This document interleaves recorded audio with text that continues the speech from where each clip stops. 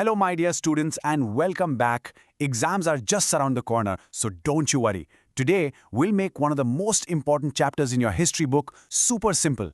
Chalo bachcho, let's dive into the story of the father of our nation. We'll follow Gandhiji's journey step by step, just like a movie. This will help you remember all the key points for your exams. So the crucial point is to follow along. Our story begins in January 1915, when Mohandas Karamchand Gandhi returned to India after 20 years in South Africa, where he had already developed his unique protest method, Satyagraha. At his very first big public event, the opening of Banaras Hindu University, he didn't praise the rich princes there. Instead, he spoke for the millions of poor farmers and workers who were not present. This showed his mission from day one. He started with small, local struggles. Think of these as the training levels in a game.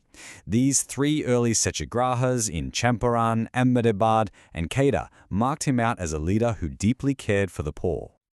Okay, let's move on. After his initial successes, Gandhiji was ready for a much bigger, nationwide movement. The British gave him the perfect reason. The British passed the cruel Rowlatt Act in 1919, which allowed them to imprison anyone without a trial. In response, Gandhiji called for a countrywide protest, the Rowlatt Satyagraha, which made him a truly national leader. Emboldened by the Rowlatt Satyagraha's success, Gandhiji launched his first massive movement. To strengthen it, he joined hands with the Khilafat movement, uniting Hindus and Muslims against the British Raj. The movement was shaking the foundations of the British Raj. But then, something happened that made Gandhiji call it all off. What was it? Gandhiji was strictly against violence. When he heard about Chauri, he immediately withdrew the movement, showing that for him, the means were just as important as the end. Now, what's really interesting is how Gandhiji became the Mahatma in the eyes of the common people. It wasn't just his politics, it was his entire way of life. While other leaders wore Western suits, Gandhiji started wearing a simple dhoti and spent time every day on the charkha. And this brilliantly illustrates his connection with the masses. He didn't just talk like them, he lived like them. For the peasants, he was a savior, a miracle worker. These stories, whether true or not, show the immense faith people had in him.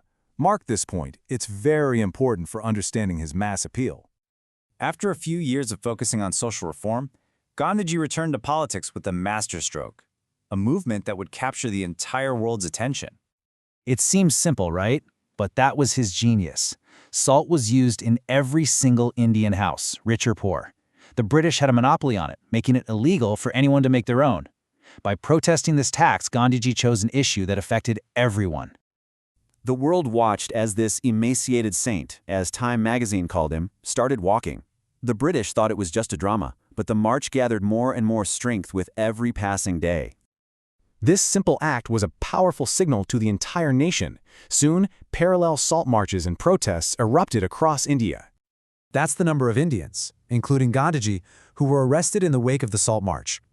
For the first time, women participated in huge numbers, and the British were forced to admit that their rule in India was not going to last forever. Let's move to the final chapter of our freedom struggle. The Second World War had started, and the fight for independence was reaching its climax. After the failure of the Crips mission, Gandhiji launched his third major movement, demanding that the British leave India immediately. It was a massive struggle that took over a year to suppress. On 15th August 1947, India became independent, but the nation was also divided. While the country celebrated, Gandhiji was in Calcutta, fasting and praying for peace between Hindus and Muslims. In his last heroic days, he worked tirelessly to stop the riots. But on 30th January 1948, he was assassinated. He fought his whole life for a united, free India. All right, my brilliant students, let's quickly revise the most important points for your exam. Take a screenshot of this slide if you want. Remember these three movements, their years and their main goals. This is a very common question in exams, so make sure you know it well. So, the crucial point to think about is this. We've learned the history, but what do we learn from it? Think about it. All the best for your exams, and I'll see you in the next explainer.